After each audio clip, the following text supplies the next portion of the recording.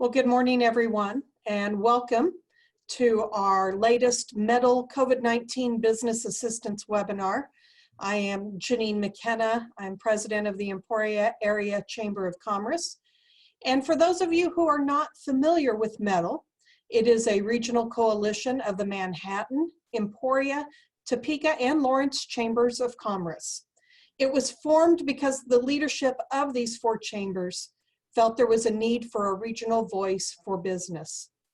As in the past, Wichita and Kansas City have been predominant voices in Topeka during the session, and we believe that our four communities represent an important voice in the middle. We represent nearly 3,000 businesses, and our motto, stronger together, and that's exactly how we're going to come through all of this together. I would like to thank the Chamber leadership and interested members from each of our communities that are here today. And we are holding these webinars each Tuesday and Thursday, 11 a.m. for the foreseeable future. And we do have a maximum capacity of 500, so we ask that you register early. And if you're unable to attend, know that these are being recorded and will be available later the same day through each of the METL chambers and other local stakeholder channels. And with that, I'd like to thank Explore Lawrence once again for handling the technical aspects of this. And today's topic will be with Sheldon Bartel. He is with the National Development Council, and he will be discussing revolving loan programs, small business recovery programs, including the EIDL and PPP. And I'd like to remind everybody before I turn it over to Sheldon that you can submit questions. At the bottom of your screen, you will see a Q&A. Just click on that to submit your questions to us. And after Sheldon's program, we will have time to answer those questions. But once again, please put your questions in the Q&A box, not the chat box. And with that, Sheldon, I will turn it over to you. Thanks for being with us. Well, thank you for having me this morning, Lindsay. Hopefully everyone can hear me. This presentation was made last week on a national basis. 1,400 people from across the nation dialed in and watched it over video. It's been updated a little here and there over the last 5 days. So without further, we're going to jump right in given the limited time. So we all know the situation. Businesses are closed, skeleton crews, people are locked away or out and about depending where you live. We know economics and business is critical to our communities. So there is help. This says it's on the way. It is out there right now. The PPP program, EIDL, many cities, counties, states are offering help through revolving loan funds. I'm going to talk a little about each of these items. So there's the federal response, the PPP or the Paycheck Protection Program that's operating right now, although with teething problems. And then again, there are the local, regional, state, county revolving loan funds.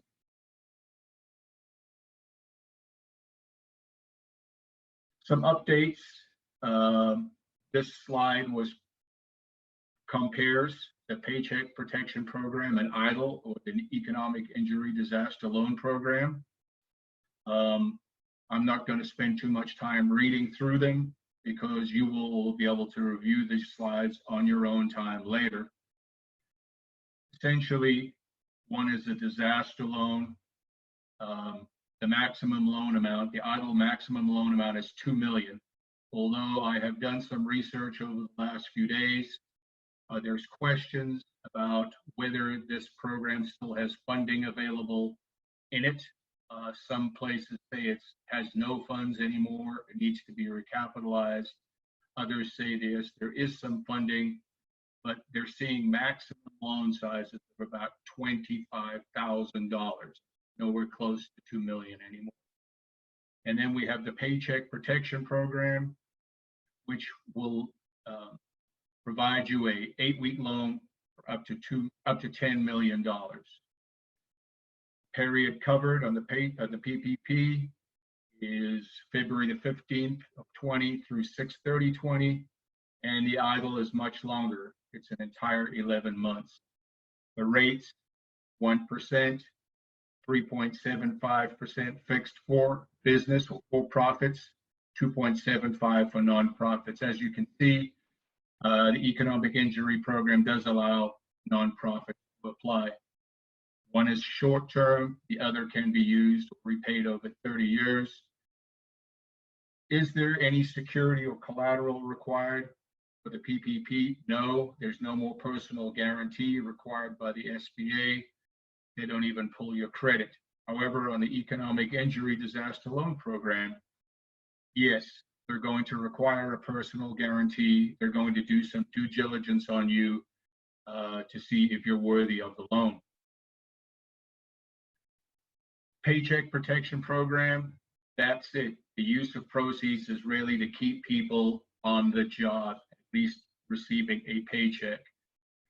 The economic injury disaster loan, mainly working capital for expenses that could have been paid had the disaster not occurred.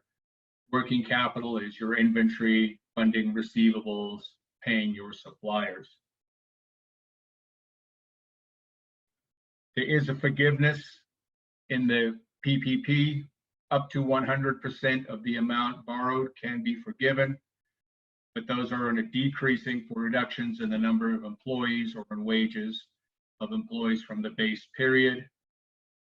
For the disaster loan, there is no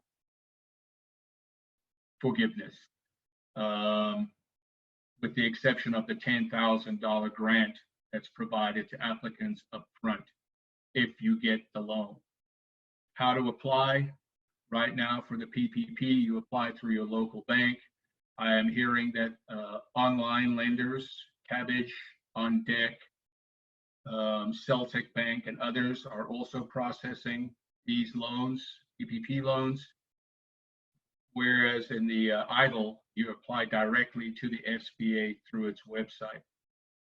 Underwriting, if you're applying for paycheck protection, you should have on hand your last W-3 showing how many employees by name, their payroll, any taxes, social security, etc., and then the total payroll. And then for the disaster loan, you must have acceptable credit history. In other words, they're going to pull your credit, they're going to see if you can repay the loan. For the paycheck,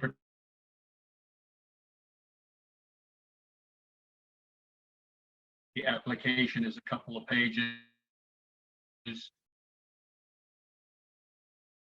and then they submit on your behalf and you get the money. On the other hand, if you're going to do the EIDL, you are going to apply directly to the SBA. You're going to follow their requirements for application documents, and then they will decide how much money you're going to get and how it will be repaid. It's in their hands. Eligibility for the PPP, your business should have been operating on February the 15th, 2020 with paid employees. You're going to be required to sign some certifications, whereas for EIDL, you were operating on 1/31/20, and you will certify needs for funds during the COVID-19 emergency.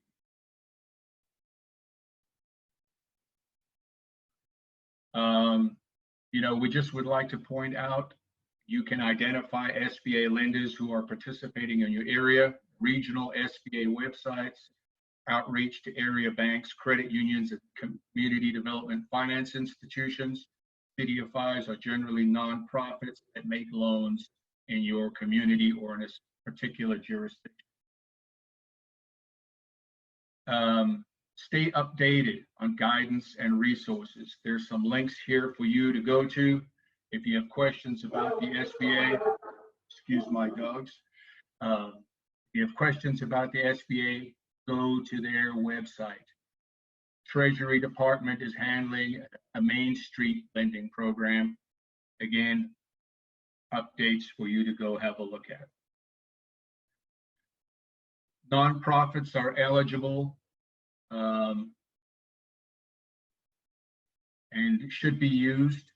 Many communities that we work in have hastily pulled together assistance from nonprofit business and community development organizations along with cities, counties, and they are voluntarily helping businesses apply or prepare for a bank application for PPP and even the EIDL program. We highly recommend, if you have questions about how to apply, you touch base with your Small Business Development Center. There's a web link right here which shows you the closest SBDC office to you, so you can call in and get some assistance. So many business owners are applying for both EIDL and the PPP. Note that inventory isn't eligible under PPP, it is under EIDL. You cannot duplicate expenses, so if you're going to submit to both, you would want to submit payroll through PPP and then anything else through the EIDL program. Both programs are up and running, although we continue to hear teething problems with the PPP application process. Some banks are taking all comers for PPP applications. Others are only servicing their customers. Some are not doing anything at all. Independent contractors are not considered to be employees and must apply PPP separately from the business that they work for. Again, 75% of the PPP loan must be used for payroll-related expenses. As I said earlier, there are reports that EIDL is already out of funds, or if it's not, the loan or the loan awards are going to be very, very small, 10 to 25,000. These two websites are private websites that are tracking the number of PPP applications, awards, dollar amount, locations, and are also presenting which banks are participating in the program. A useful place to go and spend 10 or 50. Nonprofits are eligible for both programs. Nonprofits, including religious organizations with 500 or less employees, can apply for both.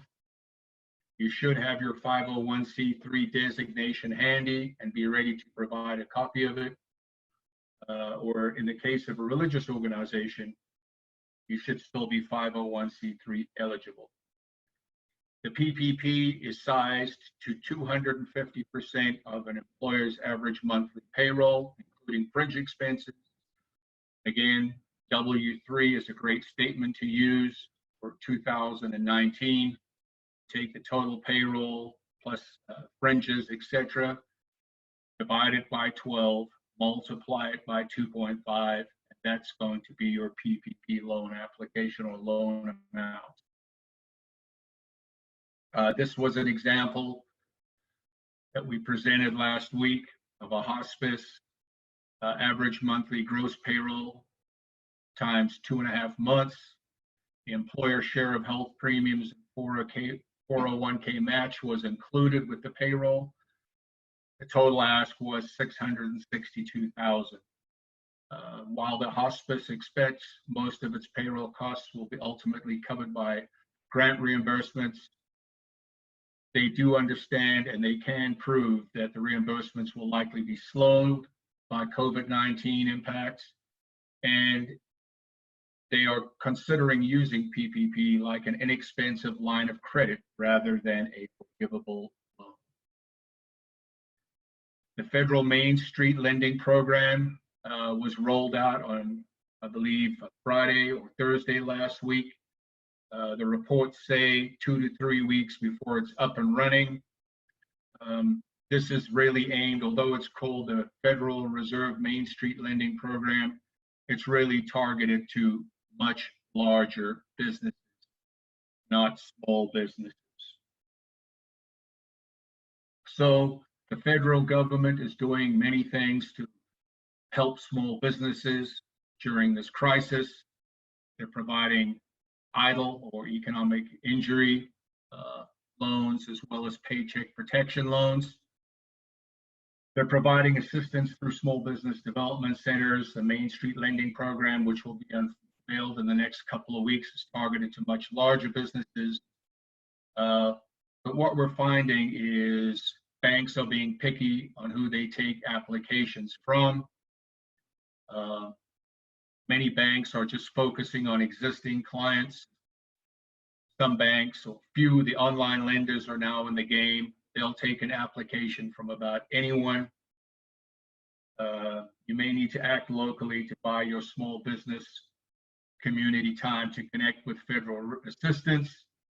Revolving loan funds can be an effective economic development strategy. So already we're seeing that some businesses have been denied EIDL loans due to credit concerns. Again, the SBA makes this decision based on the information they collect from you. If you call them and ask questions, it could take hours or days. So there is a need for cities, towns, counties, states to step in and help out where possible. My colleagues and I spent some time over the last 4 weeks researching what different organizations, cities, counties, nonprofits are doing to help their business communities. So the first thing we found was those communities that set up revolving loan funds and made them available almost within 48 hours are already out of cash. Reason being is they did not set a target for who they were going to serve or prioritize who could apply and receive funds. They used to use an accounting term, first in, first out methodology. Any business that showed up got $10,000 or $20,000 or $25,000, and these programs ran out of money in 24 hours or 48 hours. So other programs across the country dragged their feet a little bit and spent some time deciding maybe who they would help, who would have the greatest impact, where their resources were best spent. Some focused only on the Main Street part of their community or a business improvement district only. Others are targeting the hospitality business in their industry, restaurants, hotels, etc. Others are strictly helping nonprofits. In reality, the target can be restricted or driven by the sources of capitalization for the revolving loan fund. So local revolving loan funds are generally made up of two sources of funds: community development block grant, and the other source is generally EDA or Economic Development Administration. Both of these are federal entities. They need to grant you permission, or the community organization permission, to use their funds to make a program like this. Their regulations will drive who the loan funds can be given. We have found that some states, particularly the state of Utah, has one of the bigger, maybe better statewide responses to COVID, helping small businesses.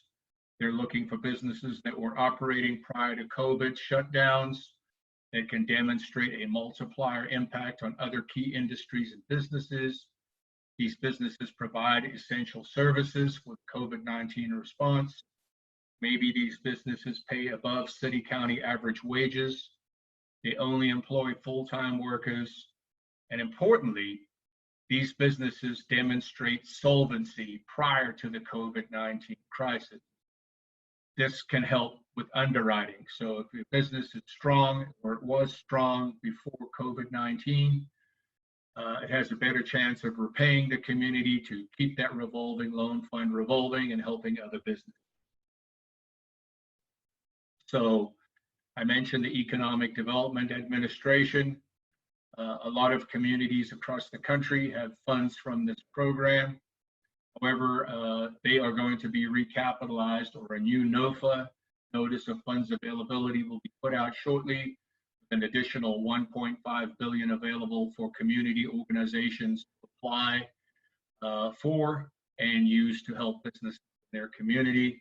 And then community development block grants. Again, the new awards are out. However, questions remain to the timeliness and speediness of the distribution of CDBG funds. There are other local government and federal funds that many small or large communities have available. If you have an existing revolving loan fund, you can repurpose it for COVID-19.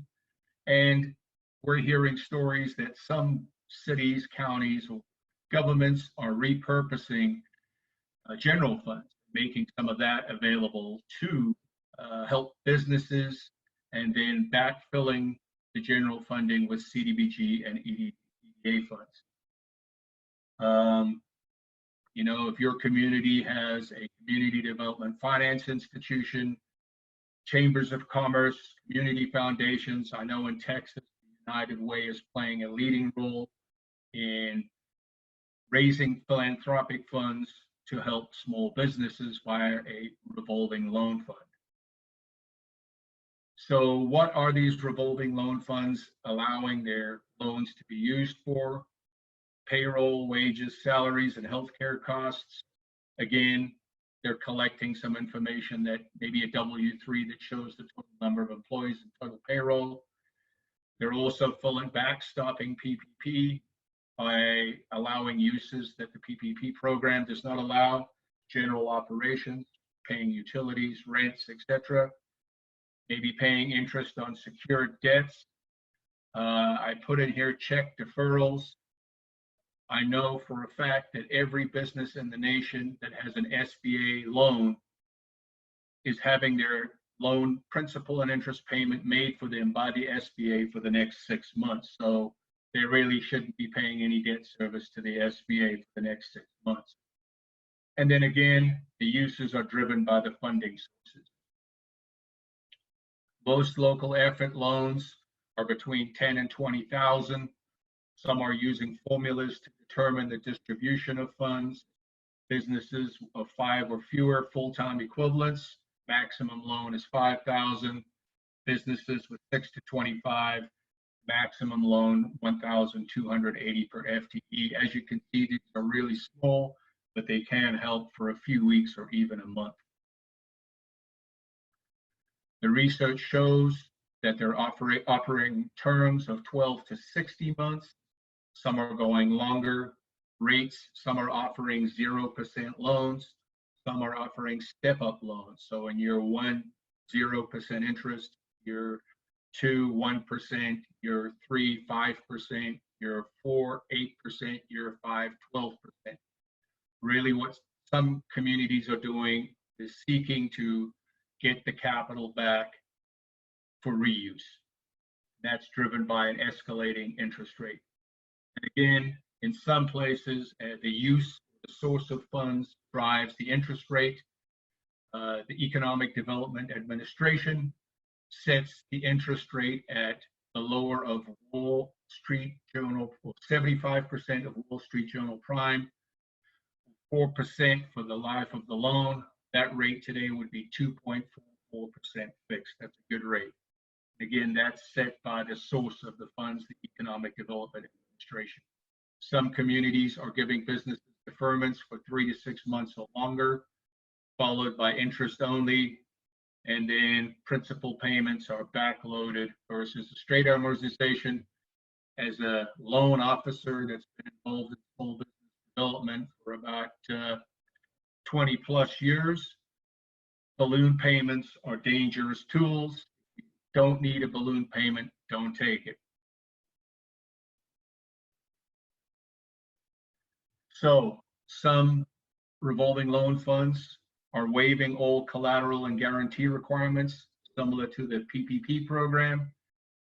Some are only waiving requirements for loans under 5,000, and others are requiring full personal guarantee of owners of 20% or more of the business for any amount of So again, it's the community, how they're targeting, how quickly they want to revolve, and then the source of the funds determines the collateral and guarantee. Your application, keep it simple, Stanley. So what we've seen across the nation in terms of revolving loan fund application, they're looking for the most recent business and personal tax return, 941 OW3, current city business license, include evidence of impact. I know it's hard, but some lenders are saying we would like to see an income statement comparing the first quarter of 2019 to the first quarter of 2020, so we can really see the impact upon sales of your business. Therefore, you're deserving of grant or a loan. Some lenders are using the credit available elsewhere test. That's an SBA test. They look at the personal resources of the business owner. Some are asking for the last 3 months bank statements for the owner in the business. Some are pulling personal credit, others aren't. And some are just piggybacking on the PPP requirements. Now, if your community doesn't have a revolving loan fund and sets one up, it's easy to do the work up front, but remember there's going to be back-end work. You got to service the loan. If you make forgivable loans, you have to determine if performance or compliance is necessary to forgive, and then go collect that data as evidence. If the loan is to be repaid, you got to create a billing and collection process. You've got to designate a staff member to handle servicing of loans down the road, and always establish the rule of 2 for signatures, implement internal control. One person in the organization is prohibited from making an independent arbitrary decision. So, a couple of the case studies for you. These came from the city of Los Angeles that stepped up very quickly and established a revolving loan fund to help small businesses. Case number 1, a coffee shop in business 8 years ago. Revenue increased, but the business was not profitable in 2018 and 2019. The loss in 2018 was $100,000 and $90,000 in 2019 based on internal numbers. So it's not quite accurate. We did a brief analysis. Sales, general, and administrative were the fixed cost of the business, and COGS, or cost of goods sold, as a percentage of sales, went up over the years by about 8%. So their costs are escalating. The net worth, or the assets minus the liabilities of the business, were negative. Even after adding a small amount or adding back some officer debt, the business was upside down. The business had already about $425,000 in outstanding loans. Most were very high interest and short term. As a result, the loan was denied. This business had problems prior to COVID-19, and the $10,000 loan likely wouldn't help solve those problems. Case number 2, and a coffee shop again. LA is full of coffee shops where the rich and famous movie stars hang out. Around over the last 6 years, since 2014, here we saw revenue grow a bit slower, 3%, and the business was profitable in both 2018 and 19. Their fixed, or sales, general, and administrative costs and cost of goods sold as a percentage of sales went down between the years. They had positive net worth. Assets minus liabilities was a positive number. They had about $50,000 in outstanding loans on the business, of which $22,000 were from credit cards that were paid off monthly, and the other is a vehicle loan. As a result, the loan app was approved. The business was growing and well managed prior to COVID-19. The business has been able to continue some of its revenue by allowing takeout. However, it has still seen a significant decrease in revenue due to COVID-19. point I'm trying to say here is business owners, know your financials, be prepared to answer questions from the bank, the SBA, and if you go to local assistance, be prepared to answer questions too. So our little plug at the National Development Council, we have 25 plus years of experience lending directly to small businesses and assisting local governments and nonprofit agencies in designing small business assistance programs. For technical assistance in establishing or modifying a revolving loan fund to assist with COVID-19 recovery efforts, you can contact us online. And I believe that is the end of my presentation. Q&A. Thank you very much, Sheldon. We do have a few questions. And once again, as a reminder to everyone on our call, if you do have a question, please use the Q&A box that's at the bottom of your screen and just click on that to give us your questions. The first question I have for you, Sheldon, is what is the method for counting FTEs in determining the forgiveness/forgiveness reduction? So the SBA is going to look at, or the lender that's applying to the SBA on your behalf through PPP is going to ask for a W-3 statement, I believe it is, which for 2019. That's going to show how many employees were full-time, how many were part-time. They're going to use that formula, whether you kept all those full-time employees on when the loan period is over. If you did and you used the money to pay them, funds will likely be forgiven. You took the money and cut your full-time equivalents, you're probably not going to get 100% forgiveness, you're probably going to get less forgiveness. SBA generally requires 2 part-time equivalents equal 1 full-time equivalent. Great, thank you. The next question is also about loan forgiveness. In the loan forgiveness section of the law, it states, covered mortgage obligation is a mortgage on real estate or personal property. Mortgage is generally, in lending terms, a mortgage is on real estate. This is going to be commercial real estate. Generally, the regulation will specify that it be owner-occupied commercial real estate. The SBA does not support speculative real estate development. I hope that answers the question. Maybe I can elaborate a little further. When I say owner-occupied real estate, if the small business operates out of the real estate it owns, the real estate may be owned by the owner of the business personally, or it may be owned by an LLC. That mortgage repayment will likely be considered in forgiveness. If it's personal real estate for speculative uses, no forgiveness. Okay, and this might be an add-on to that. I think of mortgage as only real estate. Does this mean that interest on loans for equipment or other personal property may be forgiven as long as the equipment is collateral for the loan? The PPP is not looking for any collateral. The existing loan, if it is collateralized by the equipment, yes, you can use some PPP funds to pay the interest payments on that. But really, from what we've seen and what we understand from processing in these is the PPP funds are specifically for paycheck protection. These funds are meant to be paid to your employees.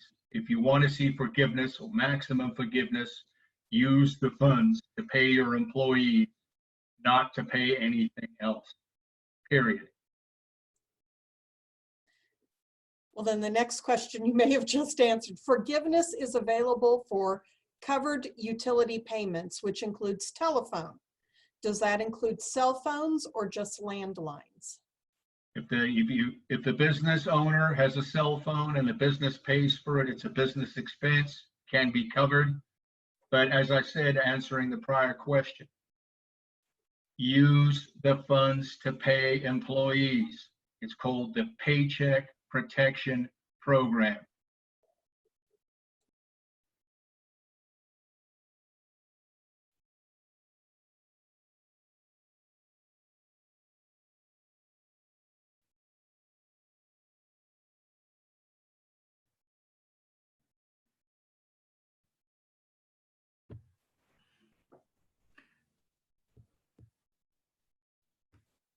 Did we lose you, Janine? There, now I've got me. Sorry about that. I just got a response to my EIDL application, and it says that I am eligible for $1,000 per employee. I thought the EIDL was based on economic losses, not just payroll. The secret formula the SBA uses for EIDL, no one knows it except the SBA. The federal, or the SBA, the federal government is doing everything they can to keep employees paid during this downturn. They are going to determine how you can use the funds. If you get the money and spend it somewhere else, well, essentially you've got a loan that you can repay over whatever terms they offer you. However, it's unlikely you're going to see any forgiveness. I do know that they're considering forgiving the first $10,000 of EIDL. But again, based on what I see every day in terms of our portfolio clients, our dealings with the SBA, it's all geared towards employees and people receiving a paycheck. Great. The next question is, both of these opportunities indicate that they are available for independent contractors, but with everyone, the criteria is payroll. Is it a loop that I have? It is a loop that I have applied for at every opportunity and every bank, and SBA kicks my app out because I don't have employees. Any thoughts on how to proceed? You know, if I'm not mistaken, the independent contractor portion of the PPP is a work in process.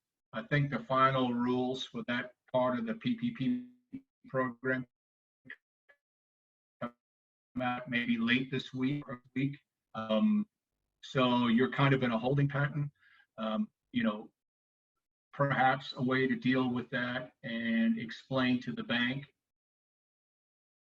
who you can at least talk to through the PPP program is to take your, if you get a 1099 at the end of the year, take your 1099 and say, this is how much I received as an independent contractor. Can we divide it by 12? Multiply by 2.5 to come up with a loan amount. But I will reiterate that the actual regs are not quite set yet for independent contractors and the self-employed in the PPP program. Thank you. The next question, any update on the Exchange Stabilization Fund? Can a 501c6, such as a destination marketing organization, directly get money? I'm sorry, that is out of my purview. I deal specifically with small businesses, for-profit small business. All right. Next question. Sorry if I missed this information early on. Is there a website to find participating financial institutions for the PPP? Yes, there is. I provided a couple of web links in the presentation. COVID loans. Let me scroll back up to it again.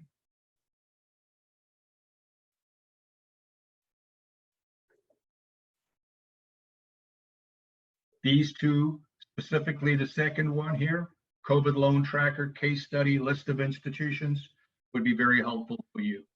If you don't find any of those near where you are, call your small business development center, and you can find those right here. sba.gov tools local assistance. The Small Business Development Center should have a list of participating banks in your area. Great. Once again, if there are any questions out there, be sure to go to the Q&A box and type those in. The next question that I have is, our business is an S Corp, and myself and my business partner are on the payroll, but also pay ourselves our self-member draws. We were approved for the PPP, and to reach the amount that we were approved for, can we pay ourselves more in payroll salary to make up for our member draw portion? You bet. Paycheck protection. Those are all the questions that have been submitted at this time. We might just wait a second to see if one or two more do come in. While we take a look at that, I will just let people know that this webinar is being recorded and should be available later today. So if you were unable to get some of those websites down, you should be able to go back and take a look later today. Our next webinar is this coming Thursday, 11 a.m., April the 16th, and it will feature Wayne Bell, who is our district director for the U.S. Small Business Administration. So that should be another good program this Thursday. Be sure to register for us on that. And there are a few more questions that have come in, Sheldon. Who will be looking at the compliance? Excuse me, let me start over. Who will be looking at the compliance for the business on the forgiveness of the PPP? The lender. That's why when you apply, you're making many certifications. If you see the PPP loan app, there's almost an entire page of certifications. The SBA will hold you to that. It will be the lender that collects the compliance information. Great, and we have one more question here. Can we give employees a raise or a temporary raise for the 8 weeks only? You know, that is a very good question. I don't see why they would not support giving an employee more money. However, I think that is a very valid question to ask your next guest speaker, the local administrator of the SBA. He'd probably do a better job answering that than me. Appreciate that. That is it for all of our questions that we have. Sheldon, we truly want to thank you for being a part of our program today. And once again, for everybody, we are having these every Tuesday and Thursday morning, 11 a.m. And these programs are being recorded and will be distributed through all 4 of the METL Community Chambers of Commerce for you to view and to share with others within our business community that we know can benefit from this. Any final words for us, Sheldon? Yes, go apply. Have your information ready. The PPP is a very easy program to apply for. 2-page application, 1 page of signatures of certifications.